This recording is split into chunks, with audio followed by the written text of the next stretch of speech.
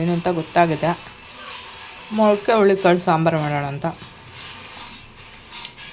ಹೇಗೆ ಮಾಡೋ ವಿಧಾನ ಆ ಥರದ್ದೆಲ್ಲ ಫುಲ್ಲು ಲೆಂತಿ ವೀಡಿಯೋ ಇಲ್ಲಪ್ಪ, ಸಿಂಪಲ್.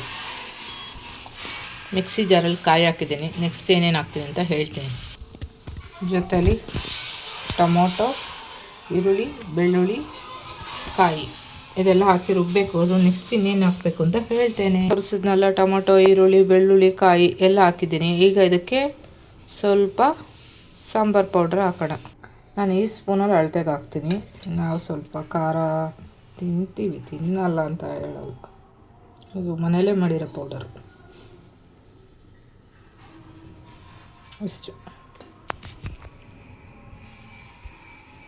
ಇಷ್ಟು ಹಾಕಿ ಮಿಕ್ಸಿ ಮಾಡೋಣ.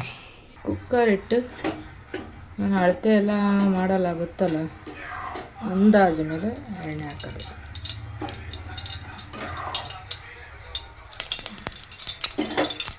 ಕಾದಿದೆ, ಎಣ್ಣೆ ಕಾಯ್ತಿದ್ದಂಗೆ ಸಾಸಿವೆ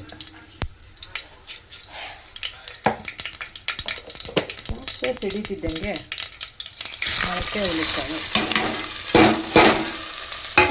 ಹಾಕೋದು.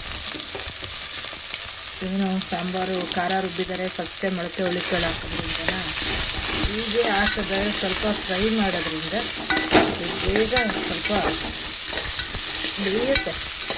ಜಾಸ್ತಿ ವಿಸಿಲ್ ಕೂಗ್ಸಂಗಿರಲ್ಲ. ಏನೋ ಒಬ್ಬೊಬ್ಬರು ಒಂಥರ ಮಾಡ್ತೀರ, ನನಗೆ ಗೊತ್ತಿಲ್ಲ. ನನಗೆ ಹೇಗೆ ಗೊತ್ತೋ ಹಾಗೆ ಹೇಳ್ತೀನಿ. ನನಗೆ ಗೊತ್ತಿರೋ ಮಾಹಿತಿ. ಮತ್ತು ಇದು ಹಸಿ ಸ್ಮೆಲ್ಲು ಹೋಗುತ್ತೆ ಮೊಳಕೆ ಹುರುಳಿಕಾಳ್ದು. ಅದಲ್ಲ, ಅದು ಕಲರ್ ಚೇಂಜ್ ಆಯಿತು.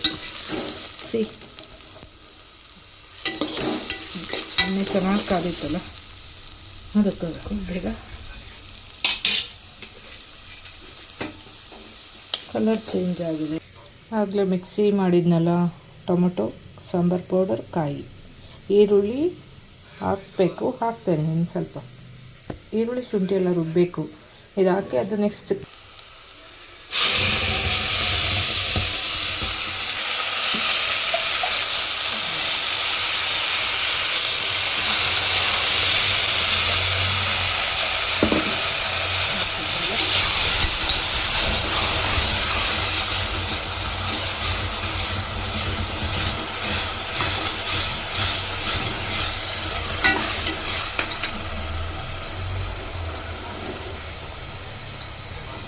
ಚೆನ್ನಾಗಿ ಮಿಕ್ಸ್ ಮಾಡಬೇಕು. ಈಗಲೇ ಒಳ್ಳೆ ಪರಿಮಳ ಬರುತ್ತೆ, ಹಸಿ ಸ್ಮೆಲ್ಲು ಹೋಗುತ್ತೆ, ಚೆನ್ನಾಗಿರುತ್ತೆ ಪರಿಮಳ. ಇದು ಈರುಳ್ಳಿ ಸ್ವಲ್ಪ ದಪ್ಪ ದಪ್ಪ ಇರಬೇಕು, ತುಂಬ ನುಣ್ಣಗೆಲ್ಲ ರುಬ್ಬಿ ಹಾಕಬಾರ್ದು. ಈರುಳ್ಳಿನ ಕಟ್ ಮಾಡಿ ಹಾಕಿದ್ರೆ ಚೆಂದ, ಹೀಗೆ ಹಾಕಿದ್ರೆ ಎಕ್ಸ್ಟ್ರಾ ಟೇಸ್ಟ್.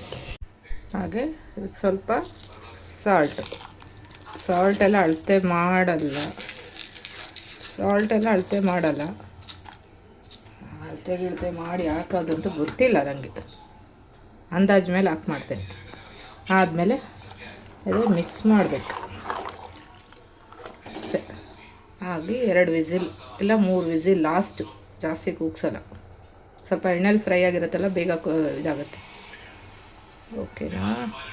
ಹಸಿ ಸ್ಮೆಲ್ ಹೋಗಿರುತ್ತೆ. 2 ವಿಸಿಲು, 3ನೇ ವಿಸಿಲ್ಗೆ ಆಫ್ ಮಾಡಿದ್ರೆ ಸಾಕು.